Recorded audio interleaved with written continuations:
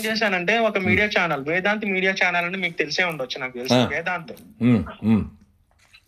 అయితే నేను ఏం చేశా అంటే ఇక్కడ హైదరాబాద్ లోనే ఆయన బాగా చేస్తాడు అనమాట, మన హిందూస్ గురించి వాటి గురించి ఆయన బాగా చేస్తాడు. సో వీళ్ళు ఏం చేశారంటే, వీళ్ళు ఇంటర్వ్యూస్ లో ఇలా మాట్లాడుతున్నారు కదా హిందువుల గురించి. నేనేం చేసా, వాళ్ళ నంబర్లు దొరికినాయి నాకు, ఆ యదవల నంబర్లు నాకు దొరికినాయి. సో నేనేం చేశా అంటే ఇలా ఫోన్ చేసి, ఏంట్రా మీరు ఇలా మాట్లాడుతున్నారని చెప్పి అసలు ఒక్క మాట హిందూ అనేటప్పటికి వాళ్ళు ఫోన్ కట్ చేసేస్తున్నారు.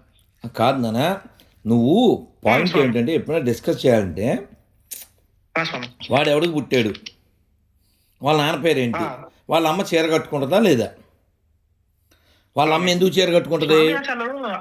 కాదు నాన్న, ఏం పేరు మధు, వాళ్ళ అమ్మ చీర ఎందుకు కట్టుకుంటుందంటే వాళ్ళ అమ్మ హిందూ కాబట్టి. వాళ్ళ అమ్మ హిందూ. చీర అనేది రామాయణంలో ఎక్స్ప్లెయిన్ చేశారు. చీర గురించి ఈ బొకడా బైబిల్లో లేదు, ఎందుకంటే వాళ్ళ ఆటవిక జాతి కాబట్టి. నేను చెప్పగలను, నువ్వు చెప్పగలవు, బొకడా బైబిల్లో పేర్లు మాకు అక్కర్లేదు అని, బొకడా బైబిల్ మాకు అక్కర్లేదని. కానీ ఎవడైనా క్రైస్తవుడని చెప్పుకునేవాడు హిందూ పేర్లు మాకు అక్కర్లేదు అని చెప్పగలడా? రిజర్వేషన్లు మాకు అక్కర్లేదని చెప్పగలడా? ఇంటి పేరు మాకు అక్కర్లేదని చెప్పగలడా?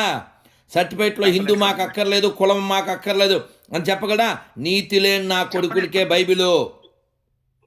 అదే స్వామి, నాకు అర్థం కాదు ఏంటంటే, మనం ఎంత అసలు మన దేవుళ్ళు ఎంత మంచి, అసలు ఎంత పవర్ఫుల్, అసలు ఎంత డివైన్, అసలు అది వీళ్ళకి అసలు ఏం తెలుసు స్వామి, నాకు అర్థం కాదు. ఇంటర్వ్యూలో పెద్ద వీళ్ళకి తెలిసినట్టు, హిందువుల గురించి వీళ్ళకి తెలిసినట్టు, క్రైస్తవులు ఏదో పెద్ద ఇది అన్నట్టు మాట్లాడతారేంటి స్వామి, అర్థం కాదు. ఇంకో విషయం ఏంటంటే, నువ్వెవరిని కూడా క్రైస్తవుడు అని సంబోధించద్దు. ఎందుకని? ఎవడు క్రైస్తవులు లేరు. నా భాషలో చెప్తే అందరూ హిందువులు మింగితేనే పుట్టారు. అవును, నేను రొమ్ము విరుచుకుని మోర విరుచుకుని చెప్తాను, నా పూర్వీకులు హిందువులు, నా పూర్వీకులు బొకడా బైబిల్ని ఫాలో అయిన పెచ్చనా కొడుకులు కాదు. ఎవడైనా క్రైస్తవుడు చెప్పగలదా తన పూర్వీకులు హిందువులు కాదని? కాబట్టి నీతి మన దేశం మాట్లాడు, నువ్వు చెప్పు. వీళ్ళు, నా ఏజ్ వచ్చేసి 26 స్వామి. నాకు 1 year బ్యాకే పెళ్ళి అయింది. సో నేను నాకు అర్థమైనంత కూడా వీళ్ళు ఇంత పెద్దోళ్ళు కూడా అర్థం కాకపోతే వీళ్ళు ఏమనాలి స్వామి వీళ్ళని అసలు? సరే, నీకు అర్థమయ్యేలా చెప్పనా స్వామి? నువ్వు జులై సినిమా చూసావా? చూసాను స్వామి.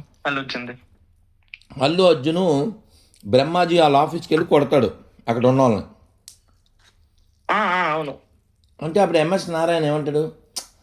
ఏదో కుర్రోడు ఫస్ట్ సెషన్లో కొట్టాడు అంటాడు. అలా అన్నప్పుడు బ్రహ్మాజీ ఏమంటాడు? ఫ్రస్ట్రేషన్ లేదు, తొక్క లేదు, వాడు కావాలనే కొట్టాడు అంటాడా? అలా ఇక్కడ వీళ్ళందరికీ బైబిల్ బొకడాదని తెలుసు, అందులో ఏం లేదు, తుడుచుకోవడం తప్ప అని తెలుసు. 100%. కానీ దాన్ని ఎందుకు పట్టుకుంటారంటే వాడి పొట్ట బట్ట అప్పుడప్పుడు విఏటీటీఏ, అందుకోసం అది పట్టుకుంటారు వాళ్ళు. నీకు అర్థమైందా?